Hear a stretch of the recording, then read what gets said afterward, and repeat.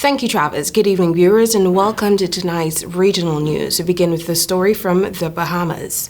The Retail Grocers Association of the Bahamas says the recently announced plans to expand the number of items now subject to price controls will be detrimental for many businesses. In a letter to Prime Minister Davis, the association said the effect of the unilateral decision will be devastating to its members, especially owners of smaller family-owned businesses.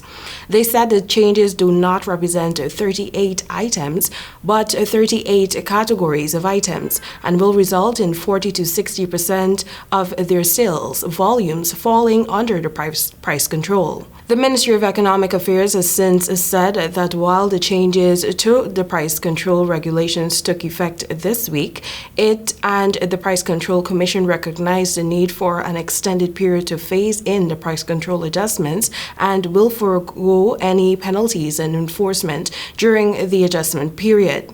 The association says its members will not implement changes as gazetted by the government, and some will be forced to start layoffs and store closures if the price margins are instituted as planned. But Prime Minister Davis told reporters that he's disappointed in those things and he will not address that. He said he will speak to them and hear what they say and see what happens from there. Last week, Prime Minister Davis said as Bahamians continue to grapple with the high cost of living compounded by inflation, 38 new items will be subject to price controls. He said this means the government will limit the wholesale and retail markup on items like diapers and food including chicken, eggs, bread, bananas, apples, oranges, onions, and potatoes.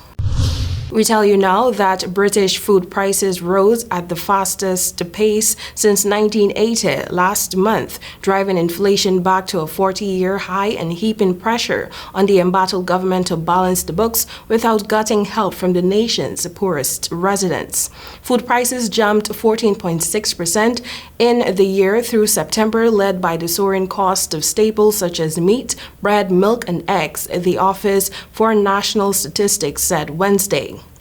That pushed consumer price inflation back to 10.1%, the highest since early 1982 and equal to the level last reached in July. The figures immediately fueled demands that the government do more to help families and retirees as it struggles to regain credibility after an ill-fated package of tax cuts roiled financial markets.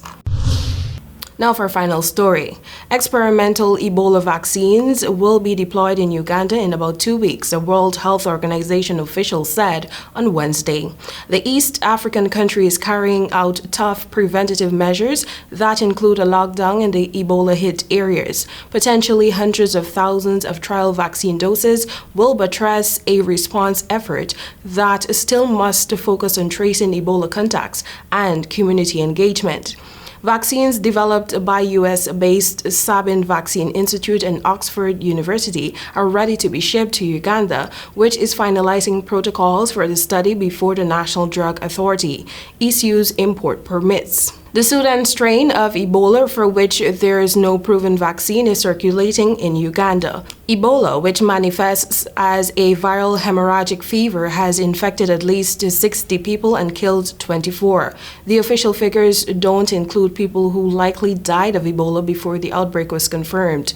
Victims include 5 health workers. The Oxford vaccine is being produced by the Serum Institute of India, which has indicated it can eventually make hundreds of thousands of doses available, according to Jonas, who is closely following Uganda's Ebola response. That has brought us to the end of tonight's regional news. Thank you for watching. Back to you, Travis.